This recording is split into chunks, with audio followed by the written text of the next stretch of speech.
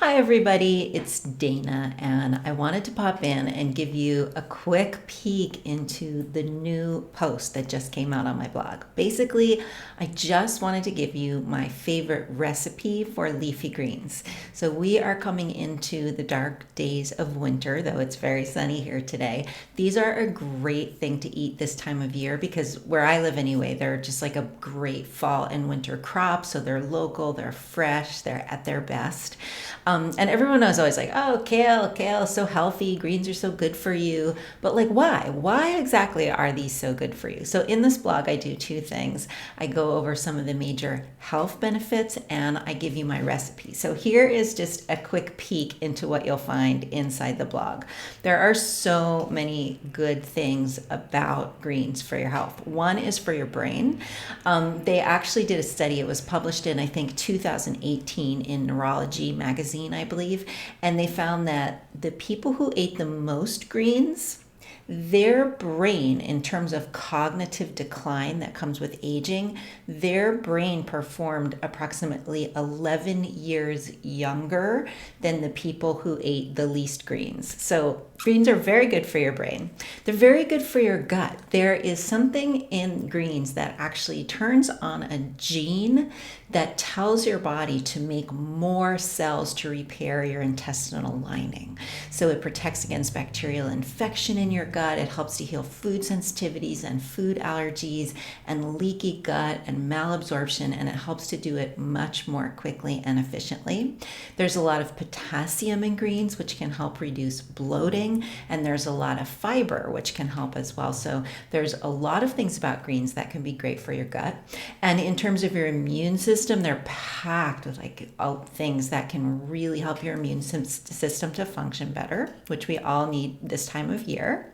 And then also, if you eat greens like every day, a little bit with every meal is best, but even if you eat them once a day, they can really help your body keep your blood sugar more even, which decreases a huge number of health problems, one of which is inflammation. So that's one way greens can help with inflammation, but they're also just packed with antioxidants and polyphenols that really help your body to regulate inflammation and keep your inflammation at healthy levels. And in terms of aging, we already mentioned the brain thing, which is huge, but it's also greens are also one of the best non-dairy sources of calciums, so they help to keep your bones strong. They also, some of them have a lot of vitamin K, which is really important for your brains, and they actually can help on the epigenetic level. One of the things that happens as we age is that our telomeres, it's like a part of our DNA, changes, and the greens are one of the most protective foods in terms of helping to keep them in a younger state, which means we look and feel younger. So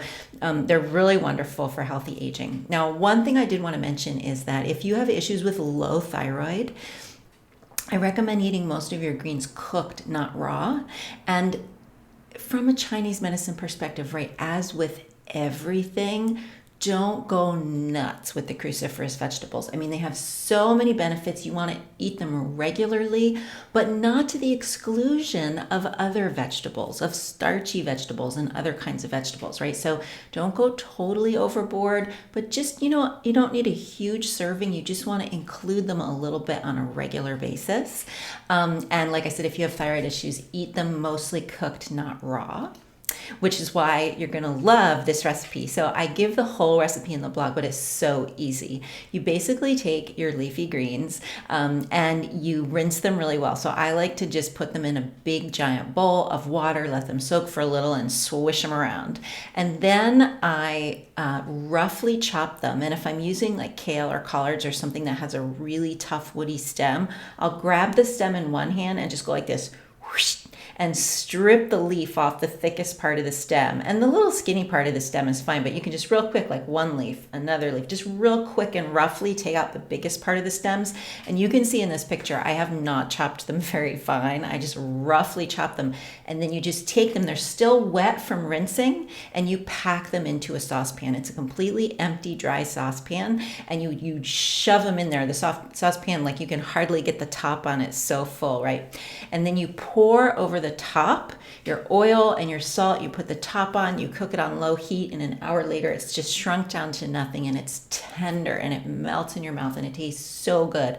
So I lay it all out on the blog, but you literally rinse it, chop it, put it on the stove, you forget it, you don't stir it, you just set the timer for like 45 minutes or an hour. I mean, it is so fast and so easy, and they're so tender and easy to digest and delicious. And a very small serving has a lot of greens in it. So it's one of my all-time favorite recipes. So I'm sharing that with you this week. It's all on this week's new blog, which looks like this. And I really hope that you enjoy it. And if you have any questions, of course, let me know. I am always here to answer questions. So I will see you guys soon, and I love to hear from you. And yeah, bye for now. If you don't know me, I am Dana Lavoie. I am an acupuncturist, an herbalist, and an online educator. I help women get through menopause and post-menopause feeling amazing using natural remedies, especially customized herbs, but supported by the best diet and lifestyle. And I will tell you one other thing that I didn't mention in the blog specifically is that cruciferous vegetables like leafy greens are particularly helpful for aiding your body in detoxifying estrogen, which I know during menopause, you always think you're trying to build up your estrogen, but you have to make sure you're building up your good kind of estrogen. And you always want to be able to freely detoxify estrogen when needed, because it's very important that your estrogen and progesterone ratio stays in harmony. You don't want to become estrogen dominant during or after menopause. So that is another way that these leafy greens are particularly helpful for your hormones. They are a powerhouse for detoxification. I talk about that in the blog. And one of the things they're particularly helpful for is estrogen detoxification. All right. Thanks for joining me today, and I hope you enjoy the blog. It's over at danalavoielac.com, and there are some great free resources that you can download there as well. All right. See you guys soon. Bye.